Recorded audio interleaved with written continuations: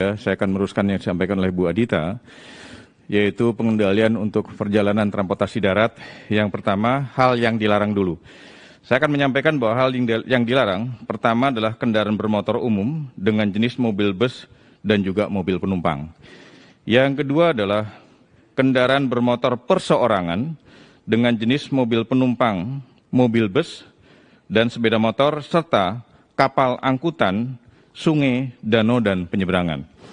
Kemudian ada pengecualian bagi masyarakat yang boleh melakukan perjalanan, yaitu yang pertama adalah yang bekerja atau perjalanan dinas untuk ASN, pegawai BUMN, pegawai BUMD, Polri, TNI, pegawai swasta yang dilengkapi dengan surat tugas dengan tanda tangan basah dan cap basah dari pimpinannya.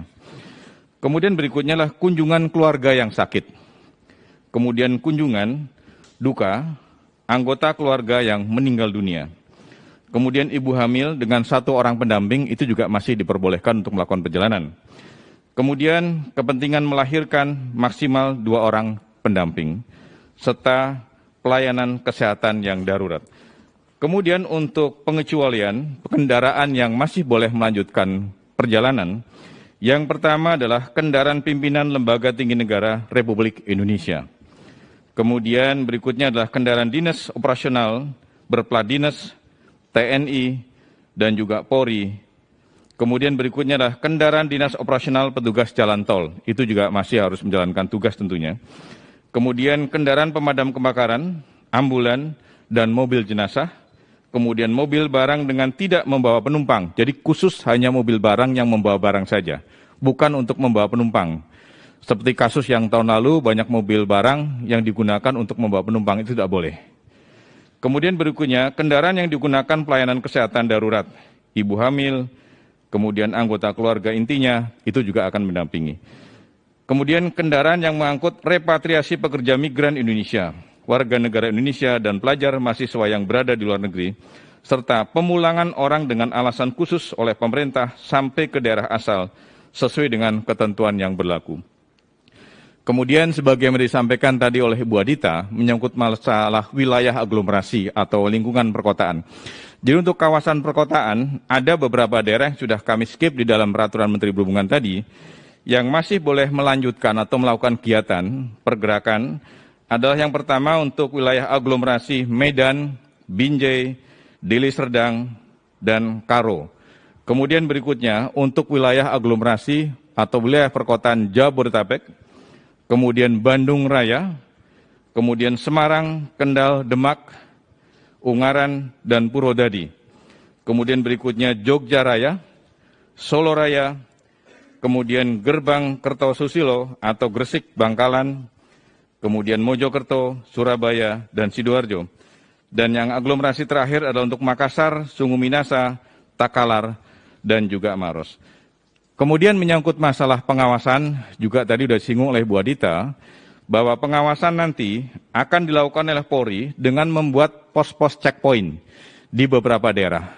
Dan kemudian selain Polri, juga nanti ada perkuatan dari unsur TNI, unsur Satpol PP dari Dinas Kabupaten Kota, atau kemudian unsur dari Dinas Perhubungan Kabupaten Kota. Kemudian juga akan kami libatkan dalam rangka pengawasan adalah personil kami yang dari BPTD. Kemudian sanksi yang akan kami lakukan bersama kepolisian seperti tahun-tahun yang lalu. Yang pertama, bagi masyarakat yang menggunakan kendaraan seperti kami sampaikan tadi, dan kemudian tidak memenuhi syarat untuk melakukan perjalanan, itu akan diputar balik. Dan khusus kepada kendaraan-kendaraan travel, tadi kami sudah rapat khusus dengan Pak Kakor Polri, dengan para Dirlantas Polda, bagi kendaraan travel atau kemudian angkutan perseorangan yang digunakan untuk mengangkut penumpang, nanti akan dilakukan tindakan tegas oleh kepolisian, baik berupa penilangan dan juga tindakan yang lain yang sesuai dengan undang-undang yang ada. Kemudian pengecualian kendaraan di angkutan penyeberangan. Di angkutan penyeberangan untuk penyeberangan Merak, Bakauni, Ketapang, Gilimanuk, Padang Bayalembar, Kayangan, Potatano, dan juga penyeberangan yang lain yang masih boleh untuk diangkut dengan menggunakan kapal penyeberangan kapal Roro. Yang pertama adalah kendaraan pengangkut logistik atau barang kebutuhan pokok. Berikutnya adalah kendaraan pengangkut obat-obatan dan alat kesehatan, kemudian kendaraan pengangkut petugas operasional, dan juga petugas penanganan COVID-19, serta kendaraan pemadam kebakaran, ambulan, dan juga adalah mobil jenazah.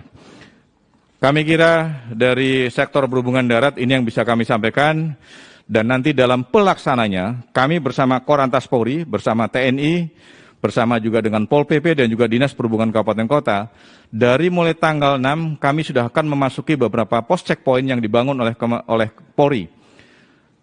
Kalau tidak salah jumlahnya sekitar 333 checkpoint yang akan didirikan oleh kepolisian, dan insya Allah nanti dari unsur Dinas Perhubungan Kabupaten Kota itu akan bersama-sama dengan Korlantas Polri, TNI untuk menjaga di checkpoint yang ada. Demikian yang kami sampaikan. Selanjutnya Pak Dirjen Laut akan menyampaikan di sektor perhubungan laut.